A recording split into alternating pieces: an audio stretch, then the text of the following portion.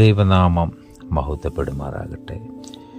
ജീവിതം ചില സമയങ്ങളിൽ വളരെ നിരാശ നൽകും. ചില സമയങ്ങളിൽ നമ്മൾ മടുത്തുപോയിരിക്കും. ഈ സമയം ലോകം പറയുന്നതും മനുഷ്യൻ പറയുന്നതുമൊക്കെ കേട്ടാൽ വീണ്ടും വീണ്ടും നമ്മൾ ആ മടുപ്പിൽ നിന്നും നിരാശയിൽ നിന്നും താഴേക്ക് വീഴും.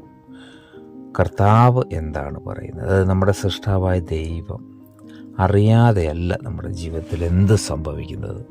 അപ്പോൾ കർത്താവായ യേശുക്രിസ്തു തന്നെ വിശുദ്ധ ലൂക്കോസിൻ്റെ സുവിശേഷം 18-ാം അധ്യായത്തിൻ്റെ 1 പറയുന്നു, മടുത്തു പോകാതെ എപ്പോഴും പ്രാർത്ഥിക്കുക. അതിനു വേണ്ടിയിട്ടൊരു ഉപമ പറഞ്ഞ് നമ്മളെ മനസ്സിലാക്കുന്നുണ്ട്.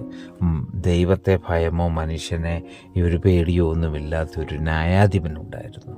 ആ ന്യായാധിപൻ്റെ അടുത്തേക്ക് വിധവയായ ഒരു സ്ത്രീ കടന്നു ചെന്ന് എപ്പോഴും അദ്ദേഹത്തോട് പറയും, എന്നെ പ്രതിക്രിയ നടത്തി എന്നെ രക്ഷിക്കണമേ. പക്ഷേ ഈ ന്യായാധിപന് അവരുടെ കാര്യം ചെയ്തു കൊടുക്കുവാൻ യാതൊരു മനസ്സുമില്ല. പക്ഷെങ്കിൽ ഈ വിധവ ഇങ്ങനെ നിരന്തരം വന്ന് അസഹ്യമാക്കുമ്പോൾ അവസാനം ആ അനീതിയുള്ള ന്യായാധിപന് വിധവയുടെ കാര്യം ശരിയാക്കി കൊടുക്കുന്നതായിട്ട് നമുക്ക് കാണുവാനായിട്ട് സാധിക്കും. എന്നിട്ട് കർത്താവ് പറയുക, അനീതിയുള്ള ഈ ന്യായാധിപൻ ഇങ്ങനെ ചെയ്തെങ്കിൽ ദൈവം തന്നോട് രാപ്പകൽ നിലവിളിക്കുന്ന തൻ്റെ ഭക്തരായ ജനങ്ങളുടെ കാര്യത്തിൽ എത്രയധികം അനുഗ്രഹം നൽകും. കർത്താവിൽ പ്രിയ, അതുകൊണ്ട് ഓരോ വ്യക്തികളും നിങ്ങൾ നിരാശകൾ മാറ്റി കണ്ടിന്യൂ കർത്താവിൻ്റെ മുന്നിൽ നമ്മുടെ ആവശ്യങ്ങൾ പറയുക.